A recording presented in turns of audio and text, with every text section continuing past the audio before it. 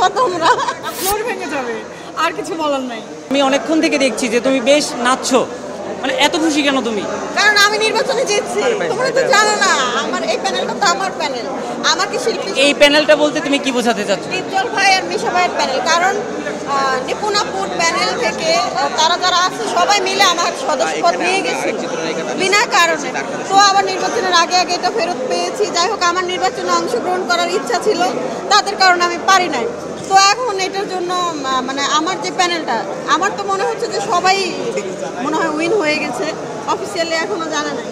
আমার তো এই যে অফিসিয়ালি জানায়নি, কিন্তু তুমি মনে করছো যে আসলে উইন হয়ে গেছে। তুমি এটা কোথা থেকে জেনেছো? এখানে ঘুরলেই তো জানা যায়। আমি বাসায় ছিলাম, বাসায় থাকতে পারিনি, চলে আসছি। কি জন্য এখানে ছুটে আসলেন? আসলে রহস্যটা কি, কি জেনে আসলেন ছুটে? আমি জিতে গেছি। কিভাবে জানলেন? সবাই ফেসবুকে লাইভ করতেছে, তোমরা, আমি দেখছি না। আচ্ছা, একটু জানতে চাই যে এই যে জিতে গেছো, এই মুহূর্তে যদি তোমার কোনো প্রতিক্রিয়া জানতে চাই সেটা তাহলে কি হবে, বা সেটার অঙ্গভঙ্গিটাই কেমন হবে? এখন তো নাচবো, নাচতে নাচতে অজ্ঞান হয়ে যাবো, আইসিইউতে নিয়ে যাবো তোমরা। এখনো তো ফলাফল আসেনি, তাহলে এই আনন্দ উল্লাসটা কেন? কারণ আমরা আভাস পেয়ে গেছি, দ্যাটস ওয়াই। কিসের আভাস? আমাদের জয়ের আভাস।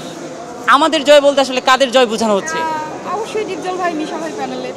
যেহেতু আমরা ইসির রেজাল্ট অলরেডি পেয়ে গিয়েছি, সো ইসির ম্যাক্সিমামই হচ্ছে, ম্যাক্সিমাম না, দুইজন বাদে আমাদের এই প্যানেলের সবাই জিতে গিয়েছে। সো আমরা নর্মালি ইসি কাদেরকে ভোট দেই, প্যানেলটাকে টার্গেট করি, যে এই প্যানেলটাকে যদি আমরা দিই তাহলে ইসি ওই প্যানেলটাকেই আমরা আসলে সাপোর্ট করি। যেহেতু ইসি জিতে গিয়েছে, সো এখানে তো কনফার্ম যে আমাদের প্যানেলটাই জিতে গিয়েছে। যদি সুষ্ঠুভাবে নির্বাচন রেজাল্ট হয় বা কোনো ধরনের যদি ঝামেলা না হয়, তাহলে তো আমরাই জিতে গিয়েছি। আচ্ছা, আমরা আপনাদেরকে আসলে যেভাবে উল্লাস করতে দেখছি, সবাই বেশ নাচে গানে একদম ভরপুর, পুরো ফ্লোর মাতিয়ে রেখেছেন।